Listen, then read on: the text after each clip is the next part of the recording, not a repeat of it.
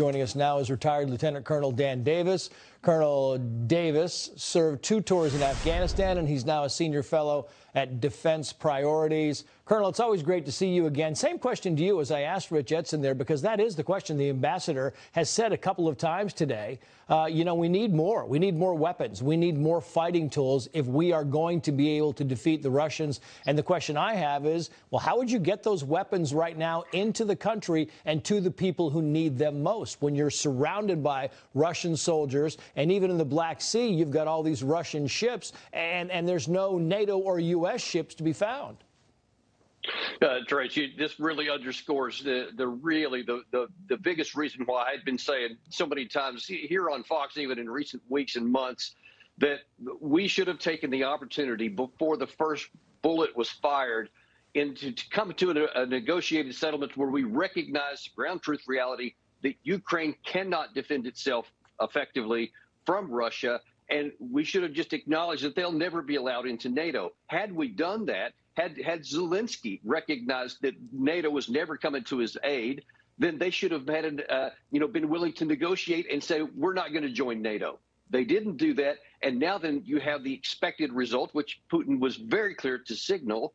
And so now that there's no one coming to his aid, there's no, magic package of weapons and armaments that are going to change what's going on here. It just doesn't work that way. Combat doesn't work where you just throw a bunch of weapons in and under fire and think that's going to have any possible impact on the outcome. It won't.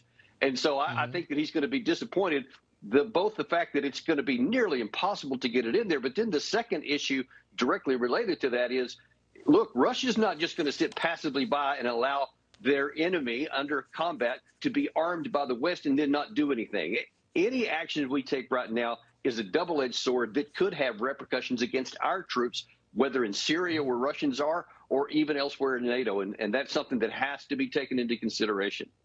Yeah, I guess as Rich Edson just said, Colonel, you know, the big goal is for Russia to go in and decapitate the regime.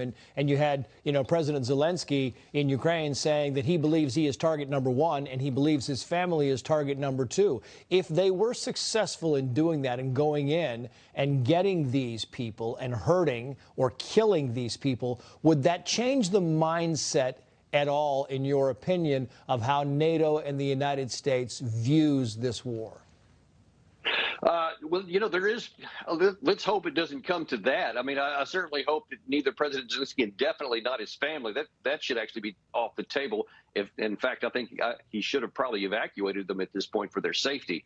But there is one possible positive sign that's coming out both from Kiev and from Moscow, where Zelensky is at least reported in British media a couple of hours ago to have said that he is willing now to discuss neutrality. Now, of course, I argue he should have done that before, but that's probably the one thing that can still stop this war. Sanctions, threats from us aren't going to do it. But in response, Peskov from Moscow said that the Russians are willing to discuss that. They are willing to contemplate that if it's a serious offer.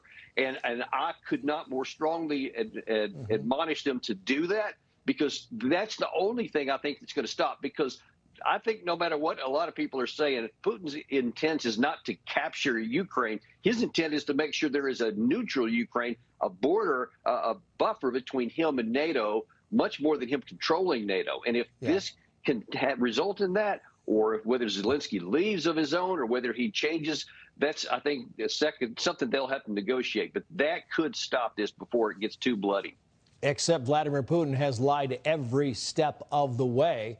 And that's a problem, too, is, there's a trust issue here. And I think nobody on any side would trust Vladimir Putin. And I guess the other question would be, if, in fact, they are looking for neutrality, if these tanks move in to Kyiv, as we expect them to do in the next hour, they could be in 20 minutes, who knows, what's the setup? In your estimation, Colonel, do they surround the capital? Do they sit and wait? And does that give Vladimir Putin the power to then say, OK, you're surrounded, let's negotiate?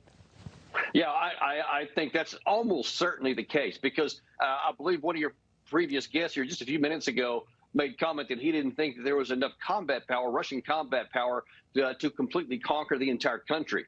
Well, that's certainly true, but it's also true that he doesn't have a fraction of the number of troops available to actually conquest a city of 3 million people in Kyiv, much less any of the other cities, because that is an incredibly intensive process with infantry forces. I'm talking like hundreds of thousands, not just 5 or 10,000 or even 20 or 30. And it's not armored formations. That's something you can do cross country. That's what you do to attack the Ukrainian armed forces out in the open, and they're very effective at that. But I think that what they can do is surround the city and press for these negotiations. And I expect that's probably what we're going to see. Yeah. Colonel Davis, thank you for coming on. We appreciate you, sir. Always my pleasure. Thanks, Trace.